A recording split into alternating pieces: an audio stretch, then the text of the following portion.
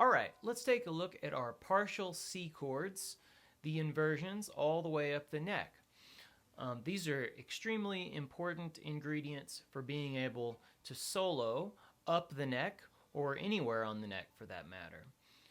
This is basic fretboard geography. I also have another video on this just for the partial G inversions, which is a great place to start understanding this stuff. And then we're going to combine rolls with it. And let's take a look at the shapes, and we're going to talk about what chords that these shapes are coming from. So the first one, I'm going to show you how I hold all these as well with my left hand. This is a partial C chord. This is the whole 3-finger C chord, first one on the neck. Index is 2nd string, 1st fret, ring finger, 1st string, 2nd fret. And then I'll just pinch these with middle and index at first. And then we're going to go, this is our bar chord at the 5th fret, but we're going to be holding the partial shape, ring finger, 1st string, 5th fret, middle finger, 2nd string, 5th fret. Pinch. The next one, out of our F-shaped C chord, we have index at 2nd string, 8th fret, pinky, 1st string, 10th fret. And then we're going to slide up. We're basically back to our octave. This is the high octave C chord, and this is in our Sally Gooden position again. Index is 2nd string, 13th fret, ring finger, 1st string, 14th fret. Okay, we're going to drop our middle finger and then slide that up.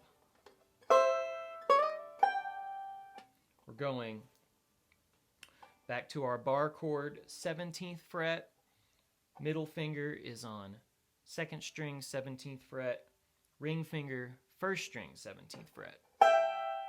Then our last one is back to our high octave F-shaped C chord, way up the neck. This is the last frets that you have. The way that I hold this is 2nd string, 20th fret, and ring finger, 22nd fret. It's real high pitch up there. I'm basically doing the Earl Scruggs technique where he plays on his fingernails because it sounds super cool. So now let's put some rolls to these. We're going to start with the forward roll, and this one targets the 1st string. I kind of call this a 1st string forward roll. So this goes middle on the 1st, thumb on the 5th, index on the 2nd, middle on the 1st, thumb on the 5th, index on the 2nd, middle on the 1st, and thumb on the 5th. And then it's just over and over. All right, the way we're going to do this is play one measure, one roll per shape. So we're starting on this C chord.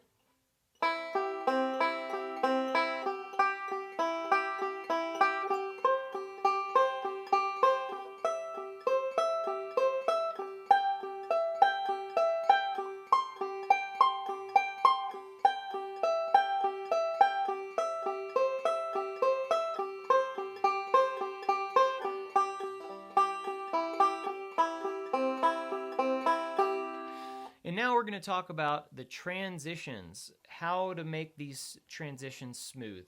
So what I do, these are very subtle transitions, but they include slides and then dropping of some other fingers to make this a smooth transition. So to go from this C chord to the bar chord at the 5th fret, I go.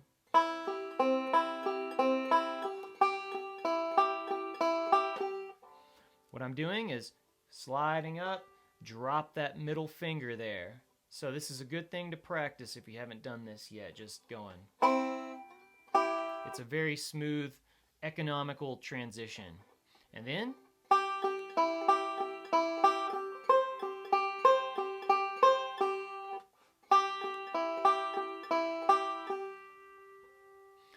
I'm just going from here,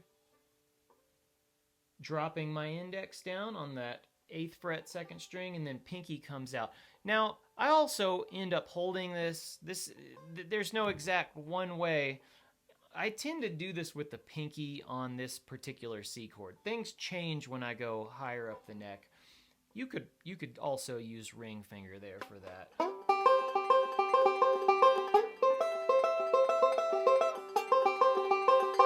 I tend to use the pinky for this one, but try different fingers. Some things are just going to feel more natural and comfortable to different people. So from here, I'm going,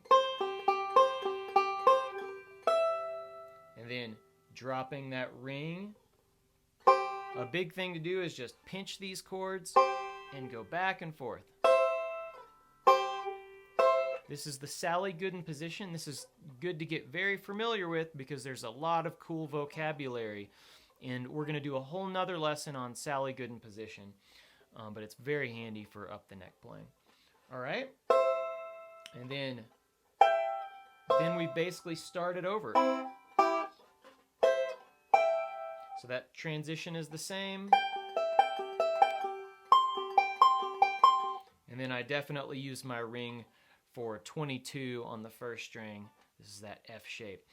So that's how that would go for the first exercise. Just practice those transitions with the rolls. And now we're going to use the Foggy Mountain Breakdown roll for this. And we're splitting 4 notes of this with one shape, and then the last 4 notes with the next shape. So 2 shapes per measure, per roll. Here's the roll again. Index on the 2nd, middle on the 1st, thumb on the 2nd, middle on the 1st, thumb on the 5th, index on the 2nd, middle on the 1st, thumb on the 5th. So here we are splitting up both of these measures per roll.